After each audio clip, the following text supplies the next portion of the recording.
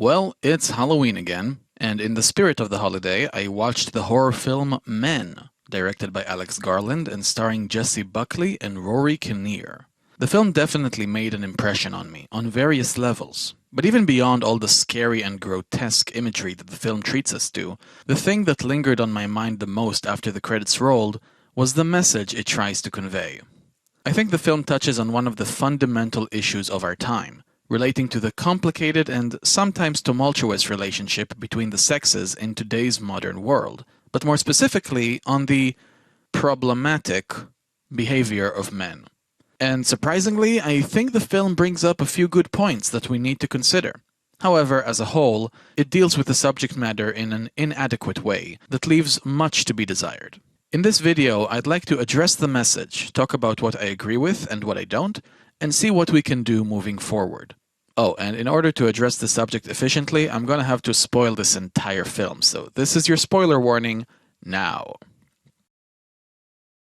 Men tells the story of a woman called Harper, who tries to get away from her daily life after a traumatic experience relating to her husband. She goes to a secluded, quiet country town and rents herself a large old mansion to stay in for a couple of weeks. Everything seems perfect. However, this being a horror film after all, a bunch of weird, disturbing, and creepy stuff begin to happen to her as the film slowly but surely crescendos to a horrifyingly tense and bloody finale. As far as the actual filmmaking is concerned, Men is very, very well made. The film looks amazing. The cinematography, the beautiful landscapes, the vibrant colors. It's a gorgeous looking movie for sure, except for all the gross stuff that happened near the end. The horror elements are really well done. The film manages to be eerie and frightening without resorting to cheap jump scares, which I appreciate. The acting is great across the board, the sound design is immaculate, and the music is haunting. I honestly loved everything about the technical elements of the film. The craftsmanship on display is truly wonderful. However, with all that being said, let's talk about the story and the message because that is where the real issue with the movie lies. As the film progresses, we learn what really happened between Harper and her husband, James. We see that Harper wants to divorce James because we don't actually know the reason, but the film doesn't waste any time in showing how terrible of a husband James is or has become. He immediately attempts to emotionally manipulate her, threatening that he's going to kill himself if she goes through with it and that his death would be on her conscience. And he even goes into a fit of rage and assaults her square in the face. Not cool. After Harper ejects him from the property, he proceeds to jump off the roof of the building to his death. When he hits the ground, he ends up breaking his leg and impaling his hand on a spiked fence. Remember that detail because it will be important later.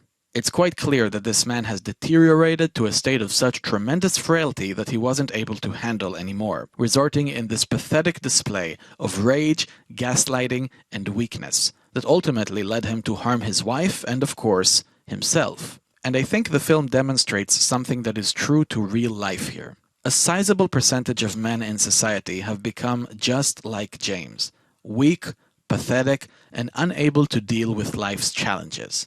Without the tools to cope with their despair, they lash out and cause only destruction in their wake. This is a real, honest, and tragic problem that we are experiencing right now, and we as a society need to address this together. And it's good of the film to point this out. My problem, though, is that the film doesn't do anything else with it. In order to deal with a problem, we need to locate and investigate the source, but the film isn't interested in doing that. Instead, the situation is presented to us without any context, the prior events leading to the marriage's collapse being purposefully blocked from our view. What are we to make of this? Well, maybe the rest of the film will give us the answer. When Harper goes to the quiet village in order to heal from this traumatic experience, we find out something very peculiar. All the men in the town are portrayed by the same actor, Rory Kinnear. They all have the exact same face. Now I have to mention that Harper doesn't seem to notice this intriguing detail about the men of the town, which means that this artistic decision is clearly used as symbolism for the audience only, telling us in part that we shouldn't necessarily take everything we see in the film literally. Throughout the film, each one of the multitude of characters Harper meets treats her in various questionable ways. Some men are outright hostile and violent, others are more subtly offensive, and there are those who seem nice at first but reveal their true colors later on. Without exception, all the men in the town turn out to be despicable, dangerous, and threatening, but none more so than the mysterious Green Man.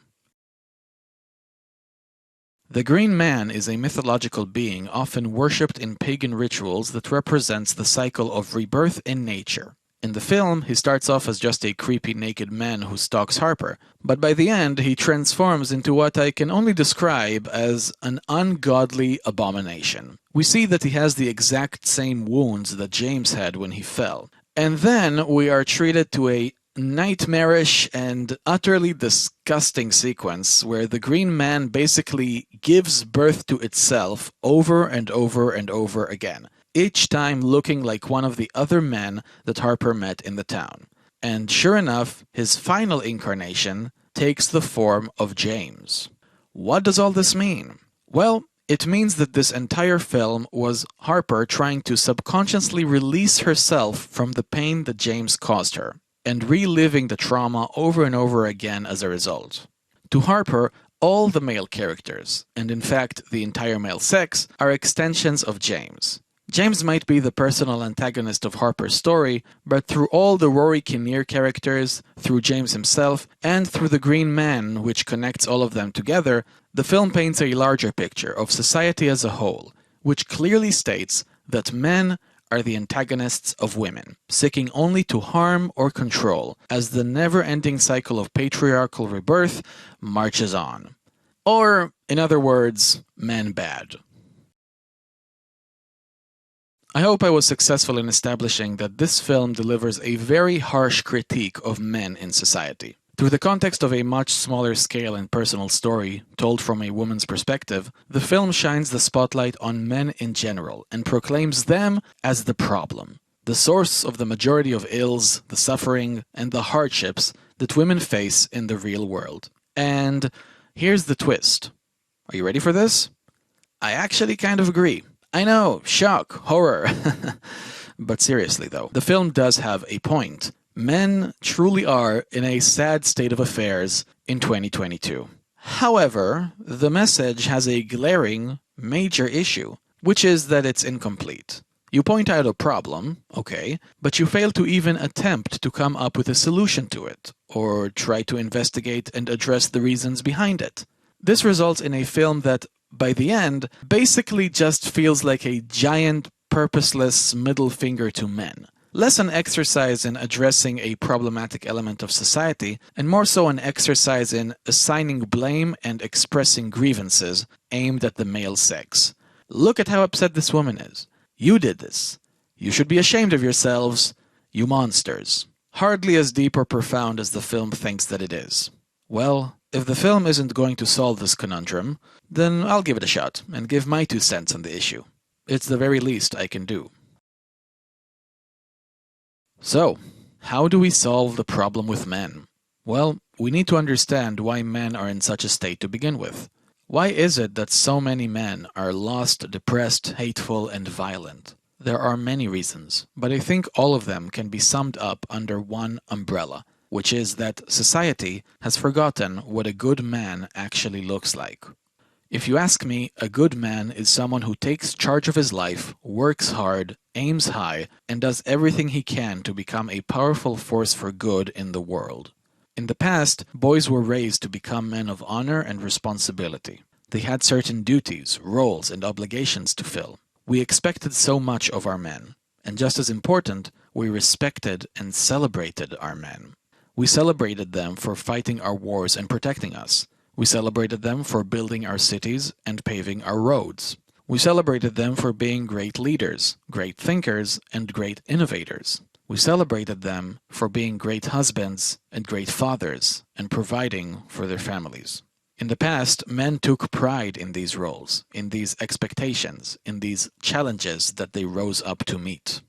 But today, things are different. Today, we are actively tearing down this concept of traditional manhood. We look at successful men with contempt, and we look at male-dominated fields as problematic and as a symptom of patriarchal tyranny. In essence, we tell men that if they ascend and pursue a goal they want to achieve, they will be criticized and judged as doing something bad or wrong, as taking up space in place of other groups of people who might want it. This led to men going the other direction.